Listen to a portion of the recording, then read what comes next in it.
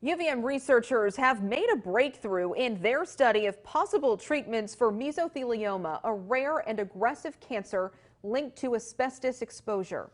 Local 22's Devin Bates joins us live in the studio tonight to explain how over a decade of research brought this possible therapy to clinical trial. Devin?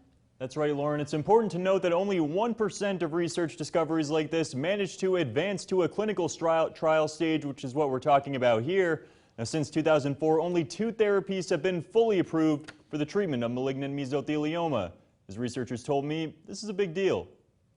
On Wednesday, the University of Vermont Cancer Center took a big swing in the fight against mesothelioma. A promising therapy, being hailed as the first of its kind, is headed to phase 1 clinical trials. It is very difficult to make a discovery in the laboratory and then go through all the necessary steps to get this to clinical trials. Generally, that often takes 10 to 20 years. It's a lengthy process that Dr. Brian Cuniff knows all too well. He helped identify the new treatment over a decade ago as a PhD student and continued his work as a faculty member at the Larner College of Medicine. There's a large jump from the bench to the bedside, so the ability of our findings in the lab to actually enter into a clinical trial is very rare. But what makes the treatment so unique? Dr. Cuniff said that as aggressive cancer cells grow and try to survive by any means possible, they create a lot of waste. That waste isn't as useless as it might sound. What this therapy does is actually interfere with the ability of the cell to get rid of that waste product, and it becomes toxic and it builds up.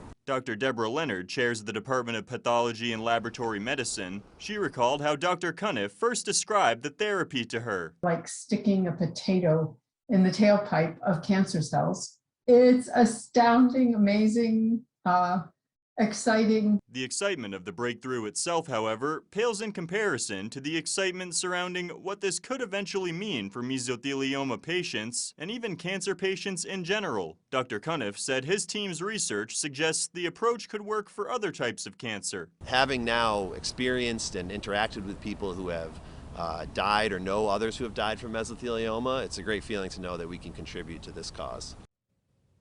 Now, Dr. Cuniff and his team worked in collaboration with the Wake Forest School of Medicine and RS Oncology. Now, that clinical trial launches in England later this year. Live in studio, Devin Bates, Local 22 News.